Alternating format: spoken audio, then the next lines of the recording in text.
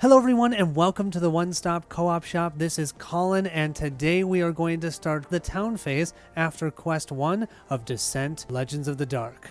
Bryn leads her fellows through the streets of Frostgate. Stone roundhouses mark important clan holdings, while timber longhouses, taverns, and workshops line the street.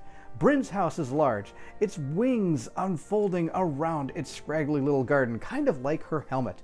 The bare timber of the frame over the door is carved with fanciful clanfolk designs. You live here? It's nice. It belonged to my mother. She was an adventurer. She had some money. She was a well-respected by the clan's king to the Thane. A blond man with a clanfolk kilt and a warm smile stands in the doorway. Welcome home, child. Uncle Ronan, these are my companions. Everyone, this is Ronan, a clan mediator to the kin to my mother. Greetings to you, Ronan of the Wild. I've heard of you. Ronan of the Wild, eh? Ha! I haven't gone by that name in years. Come inside, everyone. The group enters the house and divests themselves of their traveling gear. Soon all are gathered in the house's long common room. Uncle Ronan, we found a watchtower that had been overrun by the Uthuk. We need to send a message to the Baroness Adeline. No need for that. You can tell me in person. Aunt Adeline, why aren't you in Highmount? Is this some sort of family reunion? Aunt Adeline, I was right about you being a princess. An heir to a barony is not the same thing as a princess. Introductions are made all around. The Baroness is polite, if reserved. Charmed to meet all of you. As for why I am not in Highmount, things are not going well, Bryn. The Uthuk threaten us all across the barony. Bandits and criminals are worse than ever. I've even got word that the undead are stirring in the Mistlands. Refugees have been pouring into the Frostgate. We're the only city in the northern large enough to accept them. The Baroness has been negotiating with the clan elders to make sure Forthrin's people aren't turned away at the gates. Shouldn't the Baron be taking the battle to the Uthuk and protecting her people? What a good question, shouldn't she? She should, she will, beginning now. Bryn, I'd like to ask you and your friends for help. We're not her friends. Help with what? Apparently, you've already seen that the Uthuk are at large in my barony. My soldiers cannot even defend every watchtower, let alone every town and village. And when new threats or new opportunities appear, I have no assets to spare. In short, I need adventurers. You 6 are just what I'm looking for. We 6? There are Killy Deepfire and Chance, the dwarf of a certain swagger to her as she enters the room, smiling and nodding. The Hyronet's catfolk lurks in her shadow, ears flat against his head and tail lashing. Pleased to meet ya. I hear ye mun help me with me little problem. Mistress Deepfire is a skilled artisan. Some of her guildmates have been forced to take shelter not far away, evading Uthuk war parties. I need a few brave souls to come and help lead them to safety. I'm sure the Forge Smiths Guild would reward our bravery. And I believe I mentioned the brigands who have been stealing supplies meant for the refugees. That's me. I mean, Meow, I'm not a brigand, Meow, but I know where to find them. Maybe get the supplies back, Meow. I'm happy to help them, my lady, but how? With what soldiers? What resources? I can't fix your mess with good intentions. You 6, you are a quick thinker, aren't you, Baroness Adeline? At times, your company now includes trained warriors, at least one skilled wizard, and a dragon hybrid who, unless I miss my guess, has more experience and wisdom than everyone else in the room put together. I will agree with this, so long as we understand that fighting the Uthuk is our most important objective. You may have cause to regret that proclamation. There are other enemies as evil as the Uthuk and far more powerful. Fine, but I have a condition. We operate out of this house, not Highmount. If we allow Keely and Chance to join us, then none of them answer to you. We're a company of equals, not soldiers in your army. I wouldn't have it any other way. I'll leave you to it. The Baroness and Ronan depart, leaving the 4 companions alone. Even the dwarf and the Hyrex have excused themselves. This is very exciting. What should we do first? 2 quests are now available. Each quest unlocks a new hero for your party. Read the quest briefings for more details, which we can do later. Welcome to the city of Frostgate. The city is home to the heroes during the campaign. Here they can prepare by visiting the armory, the craft hall, and the shop. We can read the campaign rules, and I'll talk about that as we go through the actual Frostgate itself. After the heroes have completed their time in the city, select the map button in the bottom right corner to return to the world map and select the next destination. We're going to gain the following cards as well. We have Rallying Cry and Battle Cry for Bryn, Shared Pain and Shared Energy for Cyrus. These are our skill cards. Prowess and Flow for Galadin, and Destiny's Call and Fate Embrace for Varix. From there, we can hit Continue. We have gained 1 XP, and I'm just going to tell you guys now, XP is hard to come by in this game. It's one of the biggest things that I have had a hard time with for the game. Otherwise, pretty much everything else I've loved. But yeah, 1 XP, and we're going to have that for a while. We'll then hit that continue button. We also need to grab 1 skill for Keely and Chance. I got this, a word of caution for Keely, and disguise and careful for Chance. And you can see how there's 2 names for each one. That's because these cards are dual-sided. So on one side they'll have one ability, and on the other side they have another one. And that's part of the fun of the game. And now we can explore the town of Frostgate. Now what's nice is Baron is not going to be around for this. I'm going to buy everything possible because he hates it when I spend everything. So we're going to spend everything until we have absolutely nothing. How does that sound? In the town, there are 3 locations that we can go to. We can go to the craft hall, which is right here. That's a spot where we can craft and upgrade our equipment. We can then go to the armory, where we can upgrade our weapons and maybe be able to even switch out weapons because we might find new weapons and craft new weapons. And then finally, we can go to the shop here, where we can sell or buy materials, as well as usually there's something there that you can buy that may only be available at that time. So because of that, I usually like to go first to the shop. So let's see what we have here. The shop allows the party to buy and sell crafting materials and also offers a few specialty items for purchase. The shop's stock replenishes and changes each time we return to the city. So the 2 things we can buy here, this one's 120. That one is actually for Galadin, who I'm thinking of playing with this time. So if I can get 5 more herbs and 120 gold, I could potentially buy this. Now, do you see this symbol right here? What that means is that the upgrade won't actually be a card. It's all going to be an upgrade within the app. Whenever I move the enemy 2 spaces towards you, then the enemy is dazed. I have a 30% chance of having that happen when I use my Bloodwood Bow. Kind of cool how that works. Let's see what our other one is here. Okay, this one is for our dwarf. We're not going to play with the dwarf this time because I am planning on doing the side quest for Chance, which is our thief. So we're definitely not going to get that. You can see here there are different items that you can buy, but I can also go to the sell and I can sell some of the items that Barrett and I collected so I'd get enough money to get that stuff. Let's now move over to the craft hall. Now here, in the craft hall, you can craft new equipment and upgrade existing equipment. We need to have recipes, and then what we do is we can complete those recipes if possible, and then we can have those things going forward. The biggest example of this is consumables. You can see here, note that crafting consumables provides enough for the whole campaign. So if I can create the Vigor Potion recipe, every scenario will have that going forward. Kind of cool. So let's hit continue. I definitely want to try and do that, so I need Vigos here. Now, do you see the symbol here? That symbol means that it's an actual card. Now, we've seen that in the previous play, what that card looks like. So I think for sure I want to be able to buy some Vigos. Now let's see what other recipes we have. We have the Ringing Haft. Oh, I really wanted this one. So in order to craft that, though, we are going to need a Nemos, and I'm not sure we're going to be able to get that, but I'm going to write it down on a piece of paper, and then when we go to the shop, we'll see if we can get that. Let's see. Ooh, Rider's Wrap. Yeah, let's not worry about that one. Ooh, Serpent's Tail, increase weakness damage during this attack by 1.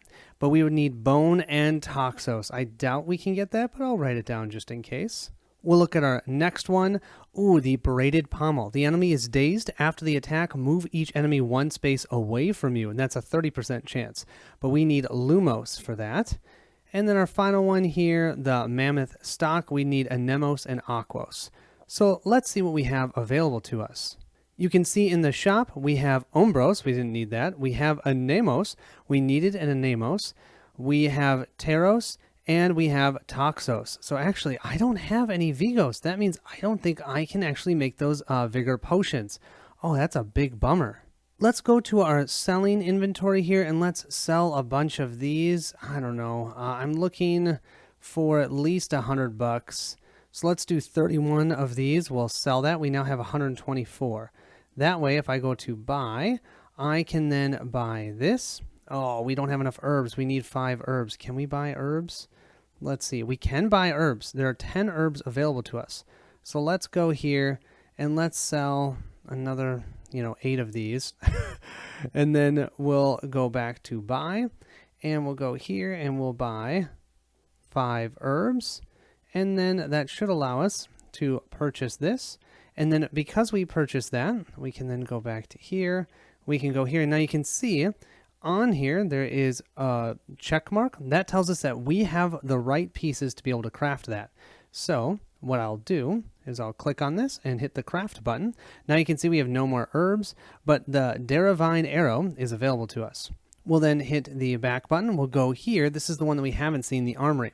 Now, the heroes that we have available to us right now, you can see we have the Mirror Blades for Galadin and the Bloodwood Bow. I can now equip it with that Daravine arrow that I just got. Unfortunately, though, I don't think I have anybody else's. Oh, I'm thinking I was going to get one other person's upgrade. I need to buy some Anemos to get an upgrade for Varix, and Varix is my favorite, so we're definitely going to do that. We're going to go back here to sell. We'll sell a couple more of these. That should give us enough, so we can come here, buy 1 Anemos. Perfect. That means we should be able to come back to here. We should be able to craft this. Awesome. So now our ringing haft is available. But what's important to note is it's not actually equipped unless I go over here, go to his weapon, and I equip it with the ringing haft. So I'm actually really sad about this because I love having those vigor potions available to us, but there's no way that I can tell that I can get Vigos. Yeah, I don't see any way of getting Vigos.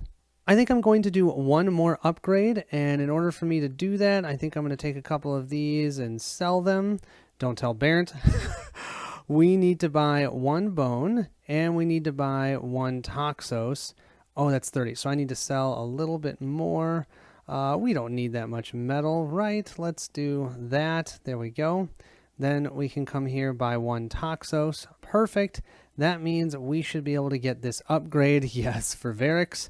We will hit craft.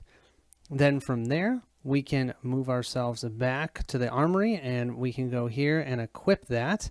Nice. Increase weakness damage during this attack by 1, a 20% chance. So I think that's all that we're going to do in the village. So we'll click this button over here. We now have our map, and we get to choose which quest we want to go on. Either we could go on this quest about the dwarf smith, but I think I'm going to let Barrett do that one. So just so you understand what we're doing, we are going to do, going forward, each of us do our own scenario, but then go back and forth, and I'm using the same tablet, so we'll have the full experience together. It's going to be kind of cool. So I think I'm going to choose the Outlaw Prince. A young Hirnix thief named Chance has offered to lead you to the hideout of the Outlaw's Prince, a notorious bandit who has been preying on Forthrin's refugee caravans. You must find his hideout deep in the Blind Mirror Forest, where perpetual darkness conceals secret paths and unexpected dangers. And you can see here, it actually notes which hero you have to play with. But that's it. Otherwise, you can choose whichever ones you want to play with. I'm going to play, since I'm playing solo, I'm going to play with 3. I find 3 works pretty well for solo. I will hit continue. And then what we get to do from here is we get to choose if we have any trinkets, which we don't. But if we had any trinkets, we could put them on them. It also tells us what weapons we have. And then actually you can see here with the hero skills, you can see what skills are available to everyone. So for Galadin, we have Prowess and Flow. For Varix, we have Destiny's Call and Fate Embrace. And they don't have Chance on here, but when we see Chance, Chance has the Careful and the Disguise. What's also kind of cool is they have an area here. If you find that everything's been too easy or too hard, you can actually change the difficulty at this point. Right now, I feel like, especially with recording, standard is just fine. I do feel like, though, if you're going to play this on your own, you might want to up it a little bit, but overall, I think standard has been pretty solid. So let's hit the embark button. So we're starting from Frostgate, and you can see the little dots walking across. You can see where we're going. It's really cool. I love that you can see the map. While crossing a glen, you pause to inspect a patch of clover, and after a moment pluck one of the 4 leaves. The following has been added to your inventory to use later. 1 Fortunos. Nice. So we continue our march along, and then we'll go into some text about our story. On the edge of the blind mirror forest, a wagon lies on its side. Its traces have been cut. Whatever animal pulled it is long gone. Chance crouches, examining the scene. His ears lie flat, and his tail lashes back and forth. Look here, Meow. Some of the cargo is trampled into the mud. Food, blankets, supplies for the refugees in Frostgate. Are these the bandits we're after? This is their handiwork, all right. Their safe house isn't far now. I just hope I can remember the path. Oh, I love this scenario. This scenario is so much fun. All right, we'll continue on our way. The forest is dark, tangled. The leaves above ensnare the sun, leaving only whispers of shadows below. We're getting close. Now we just have to find the entrance. I don't trust you. I'm sorry? You look away whenever you speak, so I have no idea what you're saying. You walk like a thief, and you've led us into the ideal spot for an ambush. Oh, touché. Well, I don't know how to make you trust me. You can't. Trust can't be compelled. When it comes to trust, we have one of our choices here. You don't have a choice, or we have to trust each other. I've always felt like Galadin is very independent, so I'm going to put him there. You don't have much choice. If I wanted to lure you into an ambush or something, well, here we are. And yes, there will probably be some bandits ahead, but it's nothing we can't handle. Let's just focus on finding those supplies and getting out of here. A lot of refugees are counting on us. Light can hardly pierce the blind mirror forest, and the farther in you get, the less visibility your torches provide. You know that it's mid-afternoon, yet the woods around you seem to exist in an unscrutable moonless night. We'll grab tile 1B and 3B. We'll hit continue. The path, such as it is, forks here, and two equally dark and foreboding pathways snake into the blind mirror with little to differentiate them. We'll place our 2 exploration tokens. We'll hit continue. A good place for a hideout, says Galadin, looking at Chance, but how do you know that you can find it? Chance's ears twitch as he blinks in the torchlight. Well, I only sort of remember it, he admits. I learned it. That is what I heard about it. Should we do trust or independence? Let's do independence.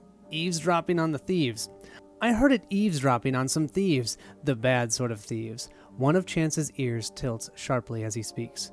You see, I'm a good thief, and sometimes steal from bad thieves, you see, but these thieves are violent and don't care who they steal from. Chance's ears twitch again, and he turns his attention to the rest of the paths ahead. Only a few of the important outlaws know the whole way. The others have to be led here, but I remember something they said. When you come to the archway, do not go through it. We can figure out the rest, right? Our objective is updated to find the outlaws' hideout, and you can see here where it is yellow. That shows us where we're going to start. We'll place our 3 heroes in that location. The heroes can now progress towards completing their feats in the app. Feats are personal objectives for each hero, such as being the first to act during a round or whatnot.